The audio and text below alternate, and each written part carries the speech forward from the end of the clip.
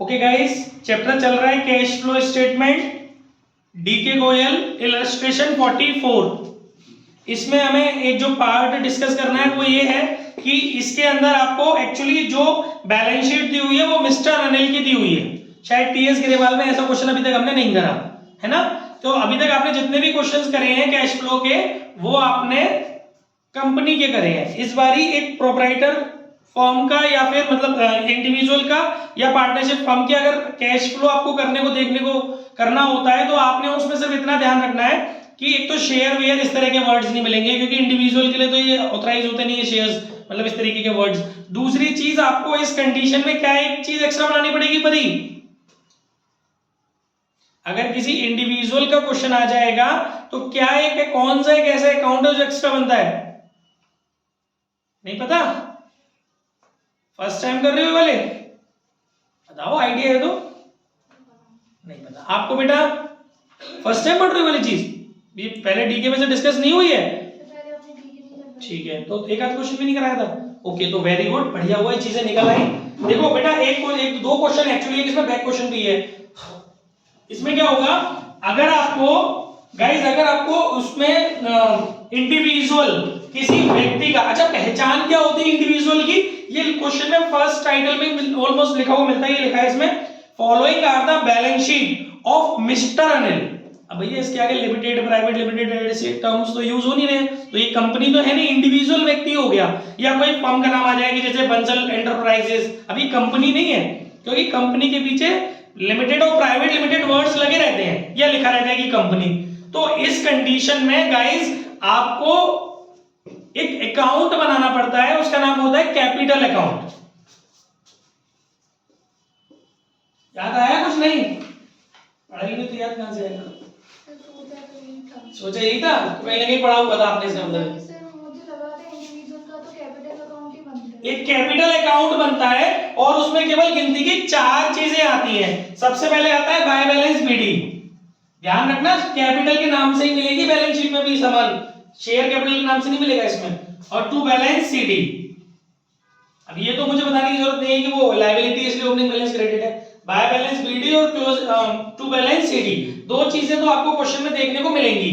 अच्छा, इसके अलावा दो चीजें होती हैं, एक होती है ड्राइंग और एक होती है प्रॉफिट। ड्राइंग की वजह से आपकी कैपिटल रिड्यूस होती है और प्रॉफिट की वजह से आपकी कैपिटल इंक्रीज होती है, और on the other hand loss भी हो सकता है, ठीक है ना। तो उस कंडीशन में आप क्या करेंगे, ड्राइंग्स यानी रिड्यूस हो रही है तो यानी कि लायबिलिटी का नेचर क्रेडिट होता है, रिड्यूस करने के लिए उसको डेबिट कर देंगे। तो टू ड्राइंग्स, अगर आपके पास ड्राइंग्स हैं तो यहां मेंशन करेंगे, और अगर आपको प्रॉफिट पता है तो यहां मेंशन करेंगे। लॉस हो गया तो इधर आ जाएगा, ठीक है। स्टेटमेंट ऑफ पी&एल ऐसे वर्ड यूज मत करना क्योंकि इंडिविजुअल थोड़े ना स्टेटमेंट ऑफ पी&एल बनाता है। बात मेरी समझ में आ रही है आप लोगों को कि मैं क्या बोलने की कोशिश कर रहा हूं? अच्छा, तो इसमें गाइस ये अकाउंट बनता है इसके अंदर कैपिटल अकाउंट। अब आपको ये बनाना क्यों है, अगर उन्होंने शो योर वर्किंग्स क्लियरली पूछ लिया तो बनाना ही है, ठीक है ना। तो आपको बनाना सिर्फ इसीलिए कि मेजरली देखा ही जाता है क्वेश्चन के अंदर ओपनिंग और क्लोजिंग बैलेंसेस आपको दिए होते हैं और ड्राइंग के प्रॉफिट में से एक चीज दी होती है क्वेश्चन में, तो दूसरी चीज फाइंड आउट करने के लिए बनाया जाता है। और कभी कभी इसको फॉर्मूला बेसिस पर भी निकाल लेते हैं कि opening balance plus profit minus drawing is equal to closing capital, है ना। अब इसके हिसाब से जो भी चीज गायब है वो आप फाइंड आउट कर लो, चाहे अकाउंट बना के कर लो चाहे फॉर्मूले से कर लो। क्लियर हो गया? तो अगर आपको ड्राइंग्स दी हुई है तो आप प्रॉफिट निकाल लेंगे और प्रॉफिट दिया हुआ है तो ड्राइंग्स निकाल लेंगे, और टर्म जो यूज करेंगे net profit for the year या net loss for the year, ना कि वो सब टर्म यूज करेंगे कि एक्स्ट्राऑर्डिनरी आइटम वगैरह, क्योंकि ये सब चीजें नहीं होंगी, ठीक है। और हो तो कोई बात नहीं, वैसे मेरे को देखने में मिली नहीं है इसमें। आप नॉर्मल में टर्म यूज करना, नेट प्रॉफिट बिफोर टैक्स चलो कर सकते हो क्योंकि टैक्सेशन का कांसेप्ट इसमें है, नेट प्रॉफिट बिफोर टैक्स इतना कर लेना। दूसरी चीज, ये ड्राइंग कहां जाएगा, ये ड्राइंग जाएगा, देखो ध्यान से सुनो, ड्राइंग कैपिटल से कनेक्टेड है ना, यानी कि फाइनेंसिंग एक्टिविटी का पार्ट है, ड्राइंग जाएगा फाइनेंसिंग एक्टिविटी में, और प्रॉफिट तो फिर आपको पता ही है कि वो चाहिए उसके लिए यूज हो जाएगा। क्लियर है? ये हो गया आपका मेन कॉन्सेप्ट। और कैपिटल का डिक्रीज इंक्रीज नहीं जाएगा फिर फाइनेंसिंग एक्टिविटी में, क्योंकि आपने उसको यहां यूज कर लिया। कैपिटल का जो डिक्रीज इंक्रीज हुआ है वो आपने ले तो लिया डिफरेंस करके, या तो ड्राइंग है प्रॉफिट है, और ड्राइंग प्रॉफिट है तो उनको इन्वॉल्व करते हुए आप ले आए। उसका कंक्लूजन इसीलिए ध्यान रखिएगा, फाइनेंसिंग एक्टिविटी में ड्राइंग जाएगा, लेकिन आपकी कैपिटल बढ़ रही घट रही। जैसे इस क्वेश्चन के अंदर बिगिनिंग में कैपिटल दी हुई है 3 लाख और क्लोजिंग में दी हुई 2,20,000, तो 3 लाख हो गई यहाँ पर, 2,20,000 हो गई यहाँ पर। इसके बाद आपको बोला गया है there was neither any drawing nor any capital addition during the year. हाँ, अगर बाई चांस कैपिटल एडिशन आ जाए तो वो यहाँ जाएगा कैश या बैंक, एडिशनल कैपिटल ना, ठीक है। और बस इसने यानी कि अब आपको इस क्वेश्चन में निकालना है, तो 3 लाख आपने यहाँ डाला, 2,20,000 आपने यहाँ डाला, तो जो डिफरेंस आ रहा है वो डेबिट में आ रहा है। डेबिट का डिफरेंस ड्राइंग, क्रेडिट का डिफरेंस प्रॉफिट लॉस। तो आपको जो है यहाँ पर 3 लाख 3 लाख से आपकी घट के 2,20,000 हो गई, यानी कि आपका जो ड्राइंग्स हो गया वो कितना हो गया, ड्राइंग से लिए क्या लिए, नो। वैसे नॉर्मली गाइस मेरी बात सुनो, मैं अपनी बात को पूरा कर देता हूं। एक्चुअली मैं ये बोलना चाह रहा था कि अगर वो स्टेटमेंट नहीं दिया होता एडिशनल इन्फॉर्मेशन का, तो 3 लाख आप यहां डालते, 2,20,000 आप यहां डालते। तो इन दैट पर्टिकुलर केस, मेरी बात समझो, इन दैट पर्टिकुलर केस अगर कोई और स्टेटमेंट नहीं होता तो आप यहां पर 80,000 रुपए की लॉस नहीं मानते, ड्राइंग्स मानते। लेकिन उसने ये बोला है कि there was neither any drawing और नॉर एनी कैपिटल एडिशन। इसका मतलब अब आपको ड्राइंग नहीं एज्यूम करना है, तो फिर एक ही चीज बचती है डेबिट में डेफिशिएंसी की, दैट इज लॉस। तो यहां पर आपको प्रॉफिट की जगह लॉस देखने को मिल रहा है, ठीक है, लॉस के साथ लेके जाएंगे क्वेश्चन। क्लियर हो गया। और बाकी इसने फाइनेंसिंग एक्टिविटी बनाई है, तो फाइनेंस फिर ड्राइंग तो है ही नहीं इसके अंदर, और कैपिटल का फिर भी फ्लो नहीं दिखाएंगे क्योंकि वो लॉस की वजह से है, ना कि डिक्रीज और इंक्रीज इन कैपिटल इश्यू और रिडम्पशन है, क्योंकि वो चीज तो होती नहीं है ना भाई। आप इंडिविजुअल में समझो ना, इंडिविजुअल में कैसे कोई इंसान का रिडम्पशन हो जाएगा, शेयर ये तो होते नहीं है, तो ना तो शेयर का रिडेम्पशन होना है, क्योंकि इंडिविजुअल में कैपिटल निकालने का मतलब है एक ही आदमी है, कैपिटल निकालने का मतलब तो फिर बहुत बड़ी गड़बड़ हो गई ना। हाँ, एडिशनल हुआ तो आप एक बार को दिखा सकते हो कि भाई एडिशन हुआ है कैपिटल का, क्योंकि जो डिफरेंसेस आ रहे हैं वो अगर ड्राइंग की वजह से आ रहे हैं तो आपने ड्राइंग दिखा दिया, जैसे बोल दिया आपने डिग्री जो आप रिडेम्पशन करते थे एक तरीके की, वही तो ड्राइंग हो गई इसके अंदर। और बाकी अगर लॉस की वजह से आ रहे हैं तो वो आप वहां ले गए, तो कैपिटल का इंपैक्ट ही नहीं, एडिशन हुआ, एडिशनल कैपिटल लेकर क्या है वो आप दिखा देंगे फाइनेंसिंग एक्टिविटी में, अगर एडिशनल कैपिटल है, क्योंकि वो आपको नीचे एडजस्टमेंट में मिल रही होगी, ठीक है। और इसमें मुझे कुछ डिस्कस नहीं करना, कोई भी मन में बात रहे साइड बाय साइड पूछते रहना। इसके बाद नेक्स्ट एग्जांपल है हमारा इलस्ट्रेशन 43, डी के गोयल के ही चल रहे हैं, इलस्ट्रेशन 43। इसमें मुझे एक चीज आपसे डिस्कस करनी है, यस, इसके अंदर बेटा रिजर्व एंड, जो आपको बैलेंस शीट बनी हुई दी है उसके अंदर रिजर्व एंड सरप्लस लिखा हुआ है, और उसके आगे नोट नंबर 2 लिखा हुआ है, और रिजर्व एंड सरप्लस में नोट नंबर 2 लिखा हुआ है। और नोट नंबर में जब हम जा रहे हैं क्वेश्चन में बोल रहा हूं मैं, तो जो नोट नंबर में जा रहे हैं तो वहां रिजर्व एंड सरप्लस ग्रुप में जनरल रिजर्व है, बिगिनिंग में आपका 70,000 है, ये चीज मैं सेट कर चुका हूं डिस्कस, बिगिनिंग में 70,000 है, क्लोजिंग में 50,000 है, तो ये जो 20,000 है ये कितने क्या हो गया आपका, ये आपका ट्रांसफर फ्रॉम जनरल रिजर्व में। ये वाला क्वेश्चन कर लिया था क्या 43 कर लिया था क्या कल, ठीक है। नेक्स्ट है आपका, भैया एडजस्ट ऑन कर ले, वेंटिलेशन नहीं हो रहा। नेक्स्ट है आपका इलस्ट्रेशन 42, डी के गोयल, चैप्टर वही चल रहा है कैश फ्लो। अब इसमें आप देखिए दो बातें हैं, इसमें आपको क्वेश्चन के अंदर असेट्स में लिख के दिया है नॉन करंट इन्वेस्टमेंट, क्वेश्चन के अंदर असेट्स में लिख करके दिया है नॉन करंट इन्वेस्टमेंट, वो आपको दिए हुए बिगिनिंग में आपको दिए बेटा 25,000, क्लोजिंग में आपको दिए 40,000, बिगिनिंग में 25, क्लोजिंग में 40, तो देखा जाए तो ये 15,000 रुपए का एडिट हो गया, परचेज हो गया, है ना। और कोई फर्दर इंफॉर्मेशन है, इसके अलावा एक इंफॉर्मेशन और है, इसमें एक एडजस्टमेंट दी है इन्होंने, non current investment costing 25,000 were sold at a loss of 3,000 at end of the year. मतलब परचेज भी है और सोल्ड की बात भी हो रही है, इसका मतलब आपको अकाउंट बनाना पड़ेगा करंट इन्वेस्टमेंट, है ना, नॉन करंट इन्वेस्टमेंट का आपको अकाउंट बनाना पड़ेगा। और जब आप नॉन करंट इन्वेस्टमेंट का अकाउंट बनाओगे तो गिनती की 3-4 चीजें जाएंगी। जैसे नॉर्मली अगर हम अकाउंट बनाते हैं तो नॉन करंट इन्वेस्टमेंट का अकाउंट बनाते हैं तो ओपनिंग बैलेंस यहाँ आ जाता है, टू बैलेंस बीडी है ना, ओपनिंग बैलेंस हमारा कितना आ जाएगा, इसके अंदर कितना दिया हुआ है ओपनिंग बैलेंस 25,000, क्लोजिंग बैलेंस हमें दिया हुआ है 40,000, ठीक है। फिर इन्होंने एक चीज बोली थी एडजस्टमेंट में कि 25,000 रुपए की कॉस्टिंग के इन्वेस्टमेंट, हम देखो कॉस्टिंग कहीं नहीं जाती है, मैंने पहले भी बताया था फिक्स्ड एसेट्स अकाउंट में कॉस्टिंग वॉस्टिंग नहीं जाती है, वो आप जो सेल कर रहे हो WDV से सेल प्राइस के कंपैरिजन करके प्रॉफिट लॉस निकालते हैं और बाकी सेल जाती है, प्रॉफिट जाता है, लॉस जाता है और परचेज जाती है। तो इन्होंने 25,000 रुपए की कॉस्टिंग के इन्वेस्टमेंट को 3,000 रुपए के लॉस पर बेचा है, यानी कि बेचा कितने में होगा 22,000 में। तो 22,000 रुपए आपके इधर आ जाएंगे भाई बैंक सेल, और आपको लॉस हो गया वो भी इधर आ जाएगा। और ये इंडिविजुअल कंपनी है क्या कंपनी है, कंपनी है, ठीक है भाई। लॉस ऑन सेल ये आपका आ गया 3,000 रुपए का। और अब निकालेंगे उसके बाद आप परचेज, और वो वहां से नहीं देखेंगे आप क्योंकि इंफॉर्मेशन है। तो 40 और 25 65 में से गए 25, तो अब आपके कितने बचे 65,000। इसका मतलब आपने जो परचेज की होगी ड्यूरिंग द ईयर वो आपकी 65,000 होगी। क्लियर हुआ इतनी बात? तो देख लेते हैं इसके सॉल्यूशन में। यस बेटा 40 आ रहा है, कैसे? ओके ओके, अच्छा हाँ ये 25 घटाना भी है, 65 टोटल लिखना था मान लीजिए, ठीक है। 65,000 के टोटल में से 25,000 के 40,000 आ जाए, ठीक है। अब इसके सॉल्यूशन में देख लेते हैं इन्होंने, क्योंकि अभी इसमें एक दो अंडरलाइन और लगाई है मैंने।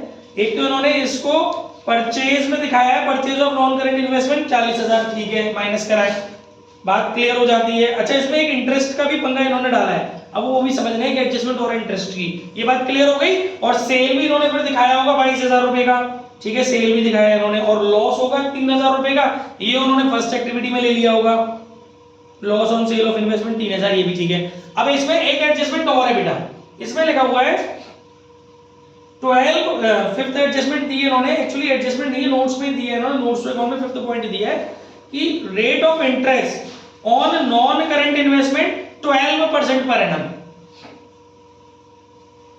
अब समझाओ कैसे होगा ये परी। Rate of interest on non current investment 12% per annum.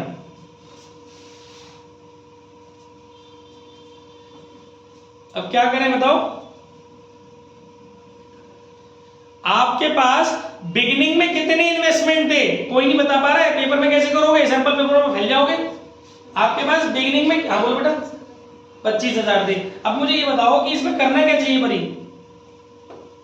Question आपके सामने है, ओपनिंग बैलेंस आपके पास है, क्लोजिंग बैलेंस आपके पास है, जो एडजस्टमेंट है आपके पास है, बस एक पॉइंट उसने डाला है, क्वेश्चन में दिया हुआ पॉइंट है कि rate of interest on non current investment 12% per annum. अब इसको कैसे डील करना चाहिए बेटा बताओ, किसी को आता हो पूरे बैच में जो भी बताना चाहे। गाइस अगर आप आंसर नहीं कर रहे हो तो ये थोड़ी सी चिंताजनक स्थिति है, क्योंकि कैश फ्लो क्लोजिंग है, खत्म हो गया। क्या है कोई नहीं बता पा रहा है पूरे बैच में यार, ये तो बहुत मुझे डर सा लग रहा है। फिर सैंपल पेपर कैसे करोगे हमारे?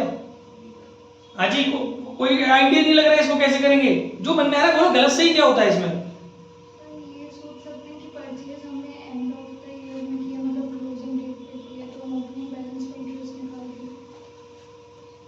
देखो दो बातें होती हैं इसमें, इसके अंदर एक्चुअली दो कॉन्सेप्ट्स हैं। एक हमारे पास ओपनिंग में बैलेंस था कितने का 25,000 का, हमारे पास बिगिनिंग में थे। आप समझे क्यों नहीं बात को? उसने क्लियर बोला है कि इन्वेस्टमेंट कॉस्टिंग 25,000, तो जो आपके पास 25,000 रुपए के इन्वेस्टमेंट थे वो आपने एंड में बेचे हैं। तो इसका मतलब ये 25,000 रुपए तो मिलेगी आपको इंटरेस्ट, क्योंकि आपके पास जो 25,000 रुपए के इन्वेस्टमेंट है ना वो आपने लास्ट में बेचे। क्वेश्चन में बोला है उसने eight a loss of 3,000 at the end of the year, यानी कि इन 25,000 रुपए तो आपको मिलेगी ही मिलेगी। लफड़ा लगा इन 40,000 का कि ये 40,000 हमने कब खरीदे हैं। तो ऐसी सिचुएशंस में आप लोग है ना यही मानना कि आपने एंड में खरीदे, क्योंकि आप ऐसे कैसे मानोगे अगर ड्यूरिंग द ईयर खरीदे हो तो फिर 2-3 ही महीनों की मिलनी चाहिए, तो बड़ा कंफ्यूजन सा हो जाता है। तो उस सिचुएशन में आप बिल्कुल सेफ जोन में रहना। सेफ जोन इज दैट कि इसको क्लोजिंग डेट में मान लो, तो चीजों से बहुत ज्यादा बच जाओगे आप। जब आपने खरीदे 40,000 ये मान लिए लास्ट में, तो उस पर तो इंटरेस्ट का कोई पंगा होना ही नहीं है, काम खत्म। अब बात आती है ओपनिंग वाले बैलेंस में 25,000 वाले पे, तो वो जो 25,000 का बैलेंस है वो आपने पेमेंट लास्ट में की, मतलब वो अपने इन्वेस्टमेंट लास्ट में बेचे, इसका मतलब आपको उसी पर इंटरेस्ट मिलेगी। समझ में आई बात? तो यहाँ पर जो 12% निकलेगा वो 25,000 पे निकलेगा। तो 25,000 का 12% बन रहा है 3,000, तो वो 3,000 आपकी income on non current investment है, आप देख सकते हैं सॉल्यूशन में 3000 रुपए आपके फर्स्ट एक्टिविटी में माइनस हो गए operating profit before working capital changes की कैलकुलेशन से पहले, और 3000 रुपए आपके कहाँ जाएंगे, इन्वेस्टिंग एक्टिविटी में। ये तो सबको पता ही है, इसमें तो कुछ भी ऐसा नहीं जो मैं बताऊं। क्लियर हो गया कि नहीं? आगे बढ़े। आज लेट कैसे हो गए मैडम? सर वो पापा की तबीयत खराब हो गई, थोड़ा बीपी हाई हो गया गर्मी से। बेटा किसी अच्छे डॉक्टर को दिखाओ कि नहीं सर।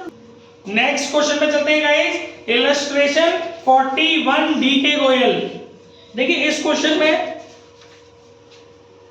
आपको बैलेंस शीट दी है, कंपनी का क्वेश्चन है, ठीक है, मतलब इंडिविजुअल का नहीं है।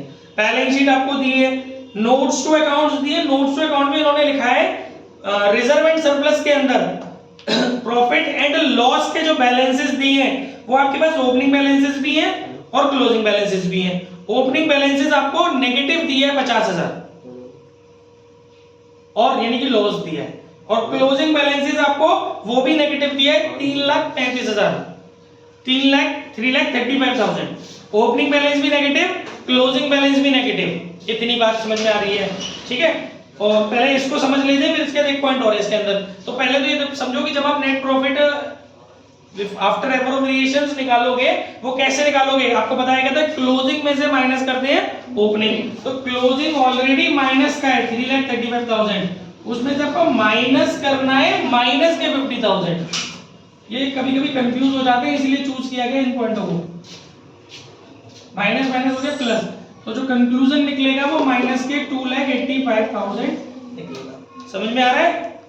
ये बात हो गई क्लियर। इसके बाद एक पॉइंट और है इसके अंदर बेटा, एडजस्टमेट में share issue expenses of ₹15,000, share issue expenses of ₹15,000 were incurred and written off from the statement of P&L in 2021-22। Beginning year इनका 2021 है, क्लोजिंग ईयर इनका 2022 है।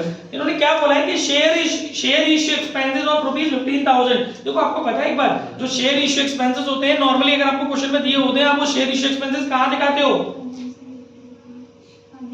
फाइनेंसिंग एक्टिविटी में। सर सुन लीजिए मेरी बात को, मैं ऐसे वैसे पॉइंट नहीं उठा रहा हूं, एक आधी बाई चांस इधर उधर से सेम मिल रहा है, वैसे पॉसिबल नहीं है। 99% एक्यूरेसी है मेरे नोट्स में। तो शेयर इश्यू एक्सपेंसेस आपको नॉर्मली बैलेंस शीट के अंदर दिए रहते हैं ना, और कोई और फर्दर इंफॉर्मेशन नहीं होती तो आप उसको दो जगह नहीं दिखा रहे होते हैं, आप उसको फाइनेंसिंग एक्टिविटी में लेके जा रहे होते हैं, बिकॉज वो फाइनेंसिंग एक्टिविटी से रिलेटेड एक्सपेंडिचर है। लेकिन इसने ये यहाँ क्या, क्योंकि हम वहां ये मान रहे होते हैं कि ये जो शेयर इश्यू एक्सपेंसेस है इनका रिटर्न ऑफ हमने सिक्योरिटी प्रीमियम में से किया होगा, उस वजह से हम अपने प्रॉफिट पर कोई इंपैक्ट नहीं डाल रहे होते हैं। ऑपरेटिंग प्रॉफिट जब हमें चाहिए होता है तो उसकी कैलकुलेशन में हम कोई इंपैक्ट नहीं डाल रहे होते हैं। लेकिन यहाँ इन्होंने बोला है share issue expenses of ₹15,000, camera सीधा है नहीं, of ₹15,000 were incurred and written off, were incurred and written off from statement of P&L in 2021-22। मतलब इन्होंने प्रॉफिट में से रिटन ऑफ किया है, तो अब आपको वहां पर भी इसको मेंशन करना पड़ेगा। जब आप operating profit before working capital changes की कैलकुलेशन करने जाओगे ना, तो यहां पर इसको नॉन ऑपरेटिंग एक्सपेंसेस मान करके, नॉन कैश और नॉन ऑपरेटिंग एक्सपेंसेस की तरह से डील करना पड़ेगा, तो ये एड ऑन हो जाएगा। एक्सपेंसेस ऐड हो रहे होते हैं ना यहाँ पर, तो ये ऐड हो जाएगा। समझ में आ गया? 15,000 आई होप समझ में आ गया होगा। और फाइनेंसिंग एक्टिविटी में तो जाएगा ही जाएगा। ये बात बहुत अच्छा पॉइंट था, कई बार कंफ्यूजन हो जाता है। यही same procedure discount on issue of debenture या discount on redemption of debenture इसमें भी होता है। जब बैलेंस शीट के अंदर दिए होते हैं तो नॉर्मली हम इसको वहां फ्लो करते हैं फाइनेंसिंग एक्टिविटी में, वो डिवेंचर में से वो लेस करके दिखाते ना वो। लेकिन अगर ये एडजस्टमेंट बोल देंगे return of out of P&L, तो समझ जाइए कि आपको यहां पर भी operating profit before working capital changes की कैलकुलेशन करने से पहले उसको कंसीडर करना पड़ेगा। ये गलतियां हैं जो हो जाती हैं पेपर में, इसीलिए मैं बार बार निकाल के ला रहा हूं क्वेश्चंस को।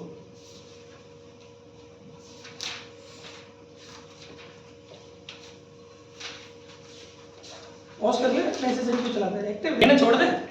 हाँ जी, नेक्स्ट एग्जांपल जल्दी खत्म करो, फिर रेशियो शुरू करना है। नेक्स्ट इलस्ट्रेशन 38 में भाई मेरे को एक पॉइंट नजर आ रहा है।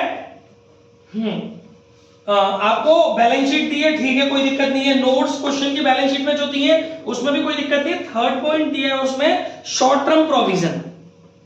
ओके तो नोट्स में तो उसमें आपको दो तरह के शॉर्ट टर्म प्रोविजन दिए, एक तो प्रोविजन फॉर डाउटफुल डेट, ये तो मैं आपसे डिस्कस कर चुका हूं थ्योरी में भी कि प्रोविजन फॉर डाउटफुल डेट आपकी अपनी चॉइस पे डिपेंड करता है कि आप करंट लायबिलिटी का पार्ट मान करके डिक्रीज इंक्रीज कर लो या फिर आप operating profit before working capital की कैलकुलेशन करते time non cash and non operating expenses मान करके डील कर दो, ये आपकी अपनी मर्जी है। लेकिन मेरे को ये नहीं समझाना, मेरे को दूसरा पॉइंट समझाना था। इसमें एक और पॉइंट दिया है प्रोविजन फॉर रिपेयर, तो इसमें आपको प्रोविजन फॉर रिपेयर दे दिया है वहीं उसी ग्रुप में। तो गाइस इसके साथ भी वही ट्रीटमेंट करना है जो आपने प्रोविजन फॉर डाउटफुल डेब्ट के साथ करना है। तो बैलेंसेस दिए, आप इसकी डिक्रीज इंक्रीज मत करिएगा, आप इसको मोस्ट एप्रोप्रिएट, क्योंकि कोई चीज का जब दूसरा पैटर्न आता है तो इट मींस कि दूसरी बार जब कोई चीज पुरानी चलती हुई में कोई अपडेट आता है ना कि ऐसे भी कर सकते हो, इट मींस कि उसके चांसेस अब ज्यादा है, क्योंकि वो उन्हें लग रहा है तभी तो उन्होंने दूसरा डाला, तो उस पैटर्न को फॉलो करने की कोशिश किया करो।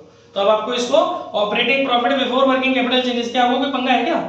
Operating profit before working capital changes उसकी कैलकुलेशन करते समय आपको प्लस कर देना है इनके बीच का जो फ्लो, क्योंकि ये इंक्रीज ही हो रहे होंगे आपके 21 में नहीं थे 22 में आ गए, तो क्योंकि प्रोविजन बनाते हैं आप, है ना, और डिक्रीज भी हो सकते हैं, वो तो क्रेडिट पे हो जाएगा।